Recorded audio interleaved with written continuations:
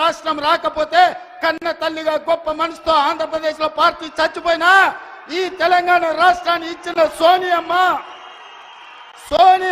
మా అమ్మ, సోనియమ్మ మా అమ్మ, మా 4 కోట్ల తెలంగాణ బిడ్డలకు కన్న తల్లి.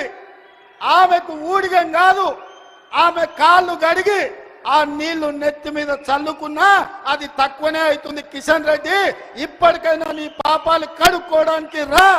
సోనియమ్మ కాళ్ళు గడిగి మన ఇద్దరం నెత్తి మీద చల్లుకుంటే మోడీకి ఊడిగం చేసినందుకు కొంతైనా నీకు ప్రక్షాళన జరుగుద్ది అంటున్నా. పార్లమెంటులో నిటారుగా నిలబడి ఈ దేశ ప్రధానమంత్రి నరేంద్ర మోడీ తెలంగాణ రాష్ట్రాన్ని సోనియమ్మ పార్లమెంటు తలుపులు బంద్ చేసి దుర్మార్గమైన పని చేసి తల్లిని చంపి పిల్లని బతికించింది. తెలంగాణ రాష్ట్ర ఏర్పాటునే అపహాస్యం చేసిన నరేంద్ర మోడీ తెలంగాణ ద్రోహి.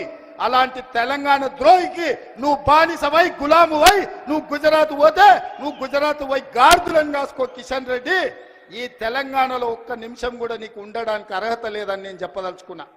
ఇన్ని రోజులు నువ్వు అంటే గౌరవ మర్యాద ఉండే, అందుకే మాట్లాడేటప్పుడు ఆచితూచి మాట్లాడేటోని కిషన్ రెడ్డి గురించి. కానీ కిషన్ రెడ్డి మీద ఉన్న గౌరవం నాకు 100% పోయింది. తెలంగాణ రాష్ట్ర ఏర్పాటునే వ్యతిరేకించి తెలంగాణ రాష్ట్ర పౌరుషాన్ని అవమానించిన నరేంద్ర మోడీకి నువ్వు గులాంగా మారినవంటే నువ్వు తెలంగాణ బతకడానికి అర్హత కోల్పోయినవు కిషన్ రెడ్డి.